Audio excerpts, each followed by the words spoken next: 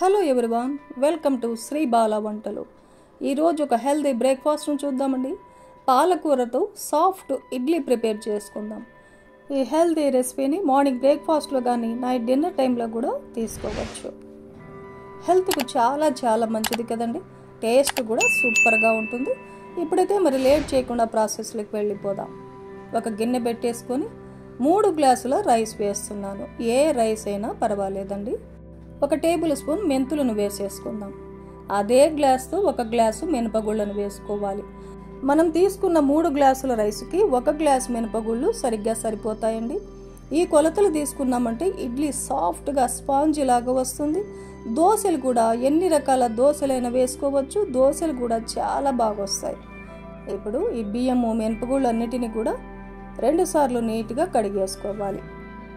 Drinking water వేసేసి మూత పెట్టి 6 గంటల పాటు నానబెట్టుకోవాలి. పిండి రుబ్బుకోవడానికి ఒక 5 నిమిషాల ముందుగా ఏ గ్లాస్తో అయితే మనం బియ్యము మినపగుళ్ళు కొలుచుకున్నామో అదే గ్లాసుకి 1/2 గ్లాసు అటుకులను తీసుకొని ఒకసారి శుభ్రంగా కడిగేసి వాటర్ వేసి ఒక 5 నిమిషాల పాటు నానబెట్టుకుందాం. 6 గంటల తర్వాత మూత తీసి చూసామంటే చూడండి, బియ్యము మినపగుళ్ళు అన్నీ కూడా చాలా బాగా నానిపోయాయి కదా.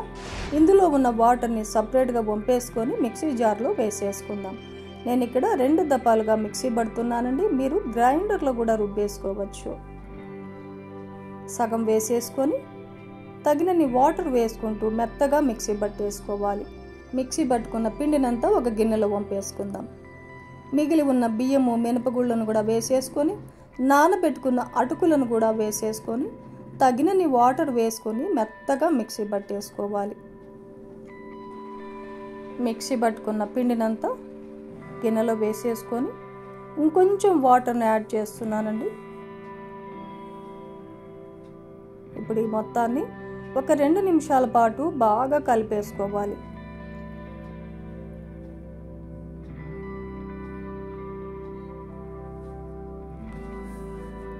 ఇలా 2 నిమిషాల పాటు కలిపేసుకొని మూత పెట్టేసి రాత్రంతా రెస్ట్ ఇవ్వాలి.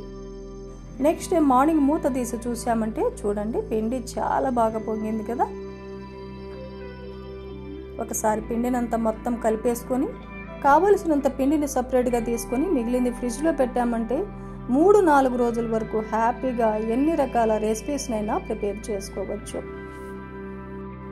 నేను ఇక్కడ ఒక 8 ఇడ్లీలకు కావాల్సిన పిండిని సపరేట్గా తీసాను. 8 ఇడ్లీలకు గాను 1 కట్ట పాలకూర తీసుకున్నానండి. ఈ పాలకూరని 2గా కట్ చేసి ఒక 2-3 సార్లు నీట్గా కడిగేసుకోవాలి. ఇప్పుడు స్టవ్ ఆన్ చేసి ఒక గిన్నె పెట్టేసుకొని వాటర్ బాయిల్ అయ్యేంత వరకు మరిగించుకున్న తర్వాత కడిగి పెట్టుకున్న పాలకూరను వేసేసుకుందాం. 1 ఇంచి అల్లాన్ని పైన స్కిన్ తీసేసి వేసేసుకోవాలి. ఒక 3-4 వెల్లుల్లిపాయలను కూడా పాలకూరతో పాటు వేసేసుకొని ఒక 2 నిమిషాల పాటు ఉడికించుకోవాలి. స్టవ్ని మీడియం ఫ్లేమ్లో పెట్టేసుకొని ఒక 2 నిమిషాల పాటు ఉడికించేసుకొని స్టవ్ ఆపేసి ఈ ఆకునంతా సపరేట్గా ఒక ప్లేట్లో తీసుకుందాం. ఇలా వాటర్ రాకుండా తీసుకోవాలి.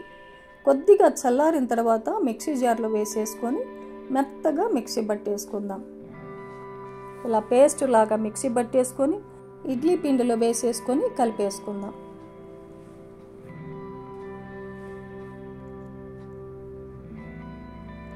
ఇప్పుడు టేస్ట్కి సరిపడా సాల్ట్ యాడ్ చేస్తున్నాను. కుకింగ్ సోడా వేయడం లేదండి, ఎందుకంటే పిండి మనకు బాగా పొంగింది కదా. కుకింగ్ సోడా వేయకపోయినా సాఫ్ట్గా వస్తాయి. ఇలా మొత్తం కలిపేసుకోవాలి. చూడండి, బ్యాటర్ కన్సిస్టెన్సీ ఇలా ఉండాలన్నమాట. మరీ లూజ్గా ఉండకూడదు, మరీ గట్టిగా కూడా ఉండకూడదు. ఇప్పుడు ఇడ్లీ ప్లేట్లకి ఆయిల్ కానీ నెయ్యిని కానీ గ్రీస్ చేసుకుందాం. ఇంకో పక్క ఇడ్లీ పాత్రలో ఒక 2 కప్పుల వాటర్ వేసేసుకొని వాటర్ బాయిల్ చేసుకోవాలి. వాటర్ బాయిల్ అయ్యే లోపల ఇడ్లీ ప్లేట్లలో పిండిని కూడా నింపేసుకుందాం. ఇడ్లీ పాత్రలో వాటర్ కూడా బాయిల్ అయ్యాయి. ఇడ్లీ ప్లేట్లను పెట్టేసుకుందాం. హై ఫ్లేమ్లో ఒక 10 నిమిషాల పాటు టైం చూసుకొని ఉడికించుకుంటే సరిపోతుంది. 10 నిమిషాల తర్వాత మూత తీసి చూసామంటే చూడండి, ఇడ్లీ ఎంత బాగా పొంగిందో. వెంటనే తీయకుండా ఒక 2 నిమిషాల పాటు రెస్ట్ ఇచ్చేసి ఇడ్లీని ప్లేట్లోకి తీసేసుకుందాం. సాఫ్ట్గా స్పాంజీ లాగా ఉంటాయండి. ఒక ఇడ్లీ తుంపి చూపిస్తాను చూడండి. స్పాంజీ లాగా ఉన్నాయి కదా.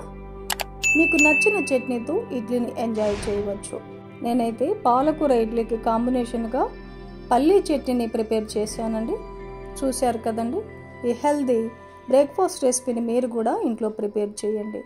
నైట్ డిన్నర్ టైంలో కూడా ఈ ఇడ్లీని తీసుకోవచ్చు. చాలా చాలా హెల్దీ కదండి. ఈ వీడియో నచ్చితే లైక్ చేయండి, షేర్ చేయండి, సబ్స్క్రైబ్ చేయండి. థ్యాంక్ యూ అండి. Thanks for watching.